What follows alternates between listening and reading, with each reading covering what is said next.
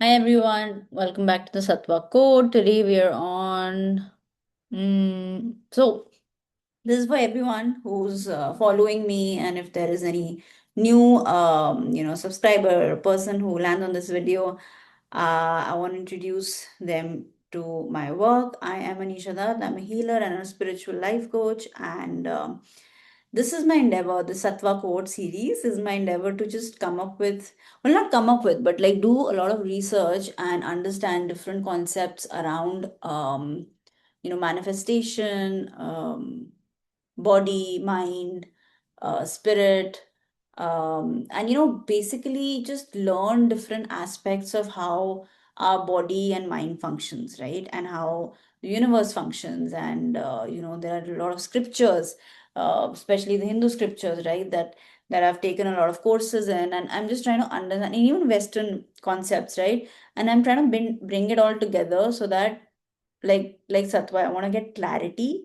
and be able to share all of these ideas with all of you. And also I want it to be interactive. So for you to even write comments, tell me if I'm on the right track and if you'd like to learn more about something, right? So I'm just double clicking on concepts that I am learning, and then I want to just share it with all of you. All right. So today in this series, we are on Alphabet D, and there is a beautiful, beautiful story that I heard recently. And I think that fits perfectly with the term with dharma, right? So dharma is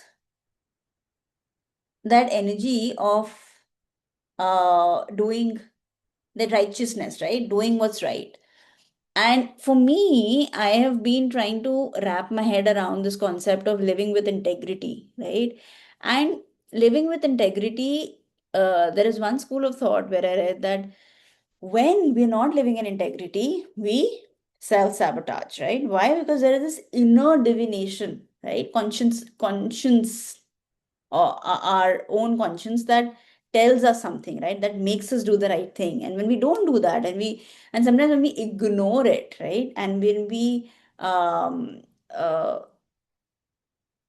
like yeah, when we keep doing other things and we know something's happening, then what happens is our body itself, our life itself starts putting us in a way on a path where we start to self-destruct, right? Or we punish ourselves in a way, right? So there's a beautiful example I read recently, and I wanted to share it with all of you to actually for you to understand the concept of living in this energy of integrity, right?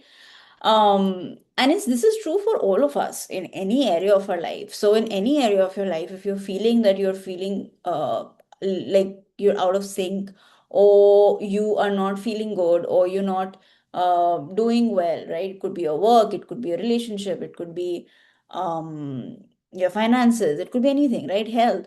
Just check, are you somewhere living out of integrity, right? And if so, then what can you do to get it back, right? So the example goes, the story goes like this. So there was this one, daily wage laborer, right? This woman, and she had got something from the shopkeeper, and when she got it, by mistake, that shopkeeper had given her 10 rupees extra, right? And she'd forgotten about, and he'd forgotten about it, okay? And then the next day, when the this woman, she came back to return the money, she saw that the shop was closed, right? So she is a daily wage earner, right? So she literally has to uh, do the work every day to get money, right? And so if she was living really far away, so if she has to come back to return the money, then she's kind of losing her wage every day to do this process. But she did this twice. So when the first time she came, the shop was closed. So the second time she came, she saw that the guy was there, right? The owner. So she was like, why was your shop closed? And he's like, yeah, I was going through something, whatever, right? And so he's like, what's your problem? And so she said that, yesterday I came to buy this and you gave me 10 rupees extra. So he said, like, who cares? I don't care. Like, why are you returning me this money? Like, I don't even remember. And she's like, it's not about you remembering. I remember. And I know that you gave me this. And I mean, once I went back, I saw it and I knew that I had to come and return it to you. And I came in the morning and then I came now. And so he was just really astounded because he said that, yesterday you were fighting with me for 5 rupees, right? Over something. And today you're back here returning this 10 rupees. What's wrong with you? So she said, well, I was fighting because, you were charging me more. But this is not my money, so I can't sleep. So I have to give it back to you. And so that really stirred something in that shop owner, and he took the money back, right? And then that woman left. Okay. Now, what happened is this shop owner, when he got the money back, he started feeling really uncomfortable, and he started thinking, "Oh my God, look at this woman. She is a daily wage earner. For her to come here not just once but twice to return only 10 rupees is a big deal because she's actually losing her work money just to be able to feel better, just to be able to pay me back because I had paid her extra, saying that this is not her money or whatever."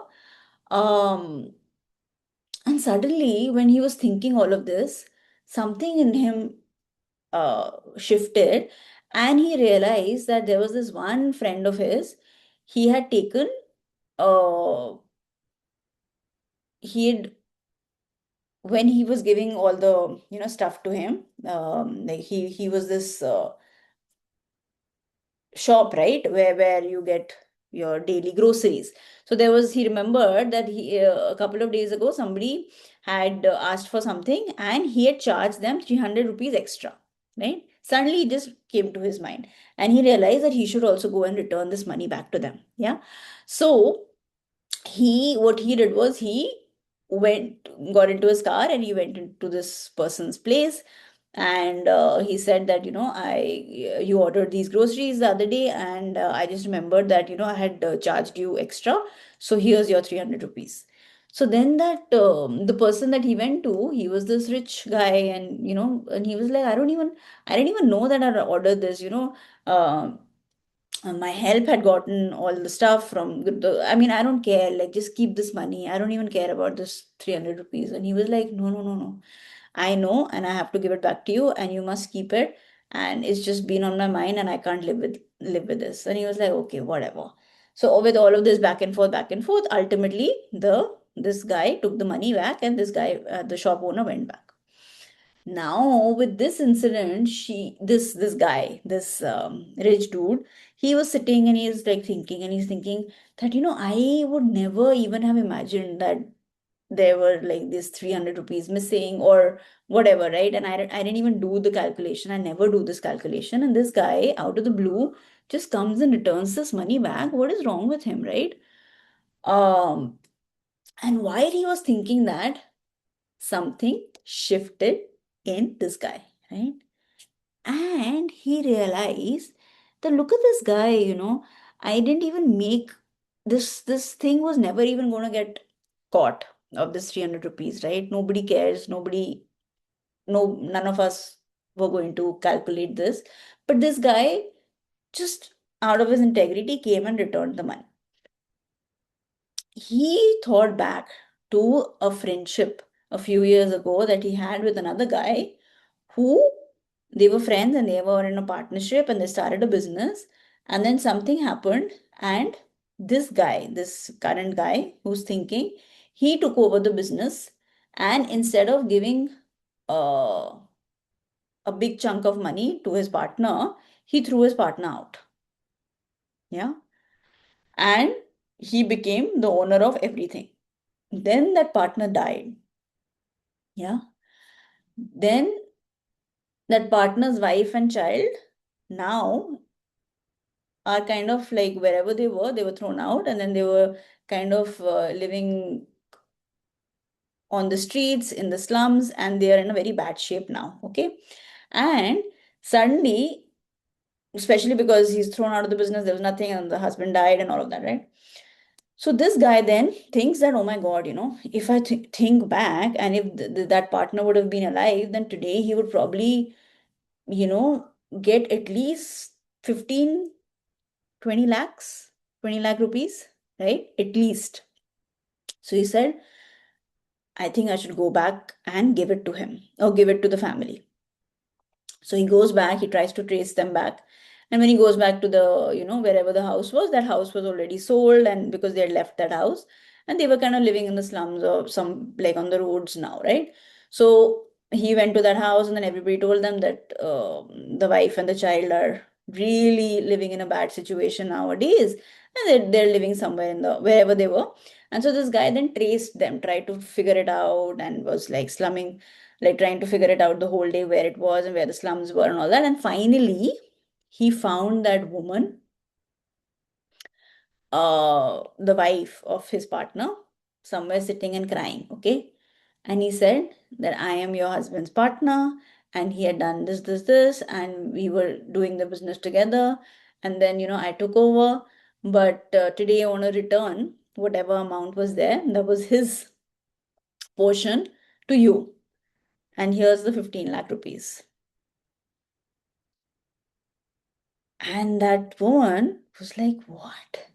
Like, what made you think that you want to return the money? I didn't even know that there was a business or whatever, and that you're taken over. I wasn't even aware. I just knew that I thought that my husband was sick and there were a lot of deaths, so we didn't have the money, and so this is the reason why we are here today. And he was like, no, I owe it to your husband, and this is all this money is yours. And who was that woman? She was the same woman who gave the owner the 10 rupees today in the morning. Yeah. So this is the story really touched my heart. So this is a story of living your life in integrity. Yeah. And there is always a give and take. And this is something that I made a video on a few days ago as well, that giving and receiving, it's always going on, right? Maybe you won't receive from the same person you give to, but the giving and receiving cycle is always on, right? And this concept of living in integrity is also very important, right? Because irrespective of whatever the situation that that woman was in, even in that situation, she was living in integrity. So you're living in integrity in any situation. Like there is no you don't get any brownie points for not living in integrity. Yeah. That's a must. Yeah. And we can all do that. And there is that inner self, right? That actually, like I said, that kind of punishes us when we are not. So where in your relationship, where in your business, where in your, so I've seen folks, right, who come to me and who tell me that you don't the business not is not doing well. And then when I see them treat their workers, they'll not pay their workers on time. They won't pay their salaries. They won't give their salaries on time. They'll ill treat people who work for them. They'll ill treat their children. They'll ill treat their wives. I mean, we living in integrity is not just about how you are on the outside, right? Living in integrity is how you are when no one's watching, when no one's looking. Yeah. How are you talking to yourself? How are you talking to, um, you know, uh, your peers? How are you talking to people around you? Yeah. Are you forgiving? Are you letting go? Are you trusting of the process? Right? Are you ill treating people just because of who they are? Are you um are you pretending to be pious and pretending that you are this spiritual person, but then you see a person with a different name from a different place and you ill treat them, right? God's everywhere, isn't it? God's omnipotent, God's omnipresent, right? So again, integrity is something that we can't even see, right? It's probably within all of us. And so that's the compass that will lead you to the success that you're looking for. Yeah. So I hope you enjoyed today's story. I'll be back tomorrow with letter A, B, E. Yeah. Signing off, Anisha. That's from the Healings.